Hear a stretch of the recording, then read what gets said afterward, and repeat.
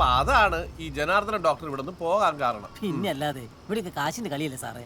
ഡോക്ടർമാർക്ക് ശമ്പളം കുറഞ്ഞാൽ വേറെ ഹോസ്പിറ്റലിൽ പോവാം, സിസ്റ്റർമാർക്ക് സമരം ചെയ്യാം. നമ്മളെ കാര്യോ ഒരു പുരോഗതി ഇല്ല സാറേ. നമ്മള് യൂണിഫോം ഇട്ടവരുടെ ഗതി ഇത് തന്നെയാ. പറഞ്ഞിട്ട് കാര്യമില്ല. ഒരു സിഗരറ്റ് തന്നെ. ഇല്ല സാറേ, സിഗരറ്റ് പോലും ഇല്ല. പോലീസുകാരോട് കള്ളം പറയരുത്. ഞാൻ കണ്ടാ പോക്കറ്റില്ല. ഇനി തന്നെ വരണം.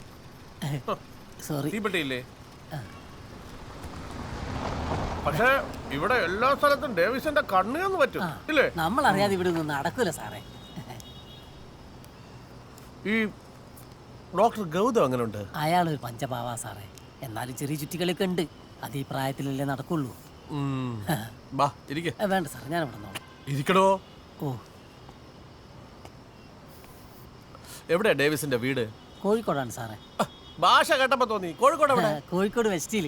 വെസ്റ്റിൽ എനിക്കറിയാലോ. അവിടെ എവിടെ? പോസ്റ്റ് ഓഫീസിന്റെ ബാക്കിലായി വരും. ഓ, ഈ സോണി സിസ്റ്റർ എങ്ങനെ ഉണ്ട്? ഓ, അതൊരു പിടി കിട്ടാത്ത കേസാണ് സാറേ. കല്യാണം കഴിച്ചില്ല, ഒരു കഥയാ. എനിക്കും അത് തോന്നി. ഇന്ന് തന്നെ കണ്ടില്ല ആ കൊച്ചിന്റെ കേസ് കുളവാക്കിയത്? അത് സാറ് പറഞ്ഞു. ഇവിടെ എല്ലാവരും അറിഞ്ഞു. ഡേവിസ് എങ്ങനെ അറിഞ്ഞേ? ഞാൻ ആ ബാത്റൂമിൽ നിന്ന് ഇറങ്ങുന്ന നേരത്തെ ഡോക്ടർ സിസ്റ്ററും കൂടി ഈ കാര്യത്തെ കുറിച്ച് സംസാരിക്കുന്നത് കേട്ടു. അവരങ്ങനെ ചെയ്യില്ല സോണി. എനിക്ക് വർഷങ്ങളായിട്ട് അറിയുന്ന അരവിന്ദിനെ കവിത അങ്ങനെ കുട്ടികളെ അടിച്ചു വളർത്തുന്ന ടൈപ്പ് അല്ല അവർ. Please understand. ഇത് തന്നെയാണ് എന്റെ സംശയം. നിങ്ങൾ എല്ലാവരും കൂടെ ഇത് ബെറി ചെയ്യും. Soni please understand the situation.